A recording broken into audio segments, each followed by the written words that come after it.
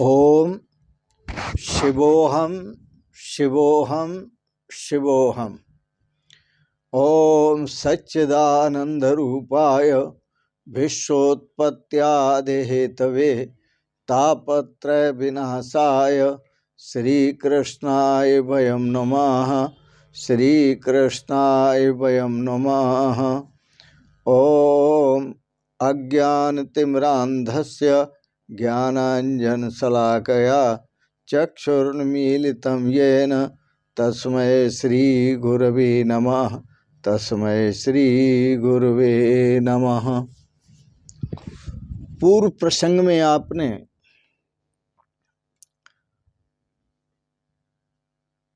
महाभारत का भी प्रसंग श्रवण किया था।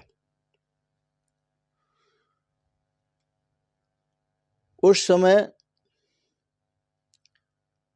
भगवान श्री कृष्ण द्रौपदी को भीष्म पितामह के पास ले गए थे आशीर्वाद दिलाने के लिए। तो भीष्म पितामह ने द्रौपदी को आशीर्वाद दिया था, सौभाग्य तुम्हारा अटल रहे। क्योंकि द्रौपदी ने पूछा था, जब आशीर्वाद दिया, सौभाग्य तुम्हारा अटल रहे, सिंदूर से मांगन खाली हो, वर देता हूँ सुन हे बेटी, तू वीर कुमारों वाली हो। द्रौपदी ने प्रश्न कर दिया, बाबा आप क्या कह रहे हैं? कल और आज कुछ और कहा। कल तो आपने पांडवों को मारने की प्रतिज्ञा की है और अब आप आशीर्वाद दे रहे हैं। तो मेरे जब पांचों पति कल मार दिए जाएंगे तो वीर कुमार वीर पुत्र मेरे यहाँ कैसे उत्पन्न होंगे? आपने जो कल कहा था वो सही है या आज कहा था वो सही है? तो भीष्म पितामह ने कहा, एक बात खटकती है मन में, हैरान है जिसने कर डाला, बतला बेटी वो कहाँ छुपा, इस जगह तुझे लाने वाला वह कहाँ है? खड़े हो गए भीष्म पितामह और चल पड़े देखने के लिए। आ करके जब देखा है, ड्योढ़ी का दृश्य निराला था। पीतांबर का घूंघट काढ़े वो खड़ा बांसुरी वाला था। बाबा ने देखा गेट पर आकर के, तो भगवान श्री कृष्ण पीतांबर का वेश, पीतांबर का घूंघट काढ़कर और एक पीतांबर के कोने में द्रौपदी की चप्पलें छुपाकर खड़े हुए हैं। बाबा ने मन में यूं सोचा, छलिया छलने को आया है, भक्तों के कारण छलिया ने दासी का वेश बनाया है। प्रणाम किया और प्रणाम करके कहा, महाराज आप आए हैं, अच्छी बात है। वंदन किया, वंदन करके कहा कि बस मैं आपसे एक प्रार्थना करता हूं कि आप अंतिम समय में मुझे अवश्य दर्शन दें, ताकि मेरा मरण सुधरे, मेरी मृत्यु सुधरे, मैं अपने श्रेय को प्राप्त करूं।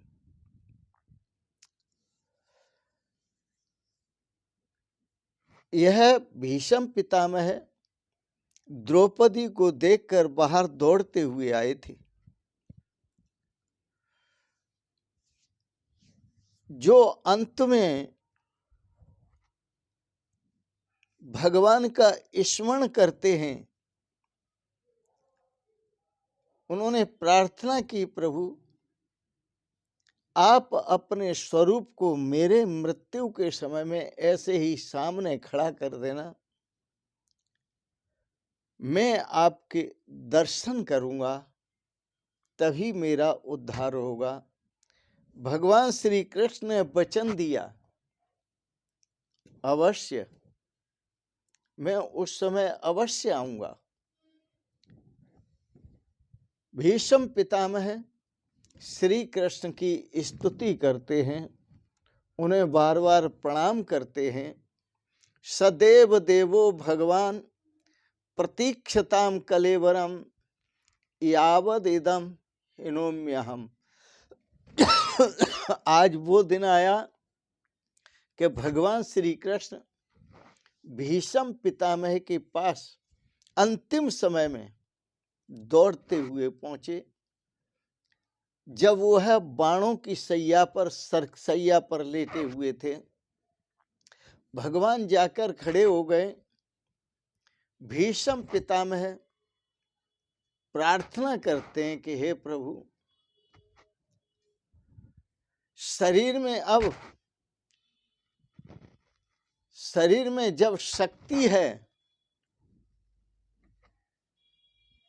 शरीर में जब शक्ति थी तो भजन नहीं किया, शरीर में अब शक्ति नहीं रही तो भजन की याद आती है। रोज रोज प्रार्थना करो ताकि भगवान मृत्यु के समय आपकी आंखों में बसे, आपके सामने आए और आपको दर्शन देकर कृतार्थ करें।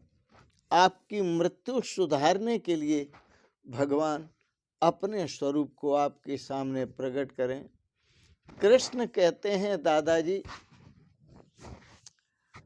और कोई मन की बात हो तो कहो। भीष्म पितामह कहते हैं, कृष्ण एक मन में बात है जिसे कहता हूं। मैंने कभी कोई पाप नहीं किया, कभी कोई पाप नहीं किया, ये मैं जानता हूं। लेकिन प्रभु ये बताएं कि यह किस पाप का फल मिल रहा है जो मुझे बाणों की सैया पर लेटने को मिला है। सारा शरीर छलनी हो गया है बाणों के लगने से, तीरों के लगने से। तो ये मेरा कौन सा पाप का फल है केशव? मैंने कभी कोई पाप नहीं किया, मैंने कभी कोई पाप नहीं किया।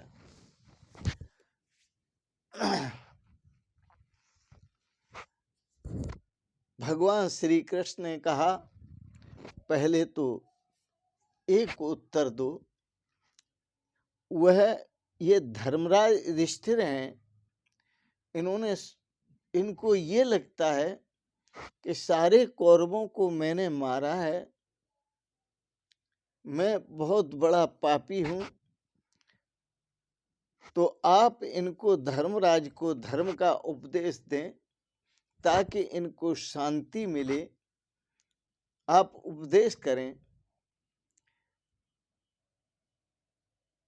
उन्होंने उपदेश दिया धर्मराज युधिष्ठिर को और कहा कि मारने वाले तुम नहीं हो, यह सब प्रभु की लीला है, यह भगवान श्री कृष्ण ने ही मारा है सबको। और तुम अपने स्वरूप का चिंतन करो, भगवान के स्वरूप का स्मरण करो, भगवान के स्वरूप का ध्यान करो, जिन्होंने परम विपत्ति में, आपत्ति में, परम दुख में आपका साथ दिया है।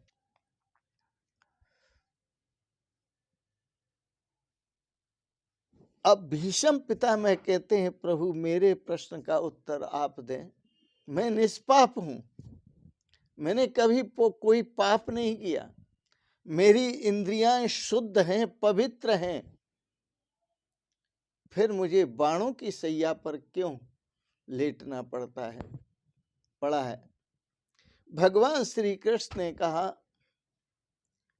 तुमने पाप किया नहीं है, ये मैं मानता हूं, लेकिन तुमने अपनी आंखों से पाप होते हुए देखा है, ये उसी का फल है। बोले केशव, कौन सा पाप?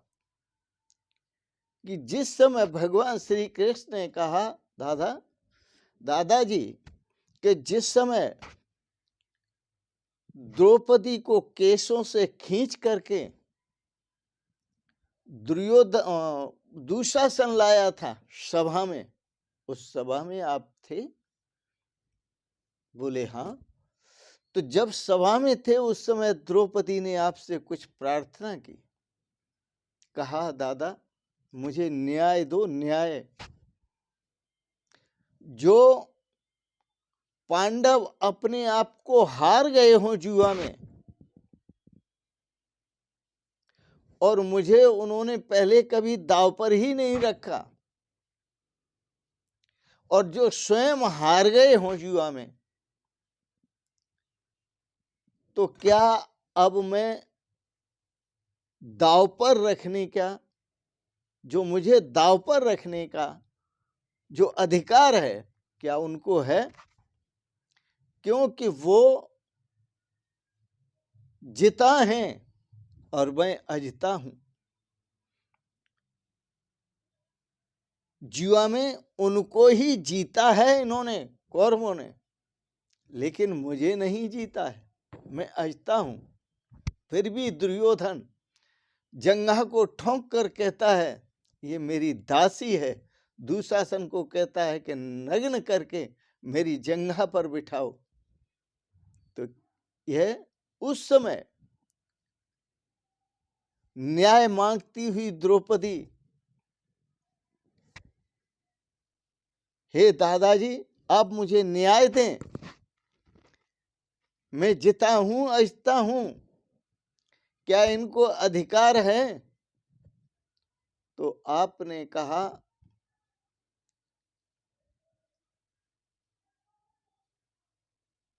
मैंने दुर्योधन का अन्न खाया है, और उसका अन्न खाने के कारण आप अन्याय को देखते रहे। भगवान श्री कृष्ण ने कहा अन्याय आपकी आंखों के सामने होता रहा और आप देखते रहे, और आपने द्रौपदी को न्याय नहीं दिया। तो जो समर्थ होते हुए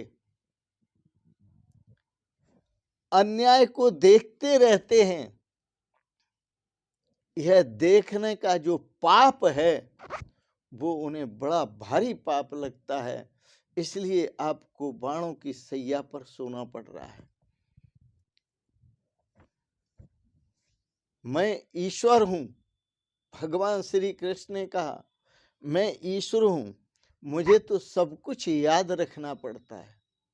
दादाजी सब कुछ याद रखना पड़ता है। अब आप सभा में सोचिए, दुशासन चीर खींच रहा था, उसे नग्न कर रहा था, दुर्योधन कह रहा था ये मेरी दासी है, नंगा करके मेरी जंघा पर बिठाओ, और आप ऐसी अभद्र बातों को श्रवण करते रहे। आपने न्याय नहीं दिया, बार बार आग्रह किया द्रौपदी ने। तब द्रौपदी हर तरफ से थक चुकी थी, और थकी हुई द्रौपदी ने फिर मुझे पुकारा था, और पुकारते हुए कहा कृष्ण द्वार, हे कृष्ण द्वारिका वासिन, क्वासी यादव नंदन, कौरवई परिभूताम माम किम न जानासि केशव। हे द्वारिकावासी केशव, परिभूताम चारों तरफ से घिरी हुई कौरवों के द्वारा, इन अत्याचारी अन्यायियों के द्वारा, क्या अपनी द्रौपदी को आप नहीं जान रहे हो? देह पति पांचों ही बैठे, लाज जा रही मेरी, प्राणपति अब तुम ही बचा लो, शरण पड़ी हूं तेरी। तो मुझे द्वारिका से दौड़कर आना पड़ा। जब द्रौपदी ने अपनी आहों में मुझे पुकारा, मेरा कोई न सहारा बिन तेरे, नंदलाल समरिया मेरे, मेरा कोई न सहारा बिन तेरे, नंदलाल समरिया मेरे। तो इस प्रकार से द्रौपदी प्रार्थना करती है अपनी लाज को बचाने के लिए। यद्यपि 5 पति हैं, लेकिन किसी पति को द्रौपदी ने नहीं पुकारा, भगवान कृष्ण को पुकारा। इससे हमें सीख मिलती है कि जब जब आपत्ति आए तो किसी भी संबंधी को मत पुकारो। सगे संबंधी तुम्हारा उद्धार नहीं करेंगे। जब पुकारना हो तो परमात्मा को पुकारो, भगवान को पुकारो। हर परिस्थिति में भगवान को पुकारो, भगवान का ध्यान करो। तो द्रौपदी के 5 पति बैठे हैं, लेकिन उनको नहीं पुकारा। भीष्म पितामह से केवल न्याय मांगा, और भी संबंधी थे, पर किसी को नहीं पुकारा। पुकारा तो भगवान श्री कृष्ण को पुकारा। भगवान श्री कृष्ण ही सबकी लाज बचाने वाले हैं। उसी की मृत्यु सुधरती है जो अंतिम समय में भगवान का स्मरण करता है। अभ्यास करोगे पहले से तो अंतिम समय में भी भगवान का स्मरण होगा। पहले से अभ्यास नहीं होगा तो स्मरण का होना बड़ा मुश्किल होगा। इसलिए अपने श्रेय के लिए, अपने कल्याण के लिए भगवान को पुकारते रहो। मृत्यु सुधारनी है तो वह प्रार्थना करते रहो, मेरा कोई न सहारा बिन तेरे, नंदलाल समरिया मेरे। हे प्रभु, हाँ मेरी रक्षा करें, रक्षमाम पाहिमाम, और अंतिम समय में मुझे दर्शन दें ताकि मेरा मरण सुधरे, मृत्यु सुधरे। संत सदा भगवान का चिंतन करते हैं। कल के प्रसंग में मैंने आपको बताया, इसलिए उनका जन्मदिन नहीं मनाया जाता। उनका जो मनाया जाता है, निर्वाण दिवस मनाया जाता है। अरे जन्म तो सबके एक जैसे होते हैं, सभी जेरी में बंद होकर के आते हैं।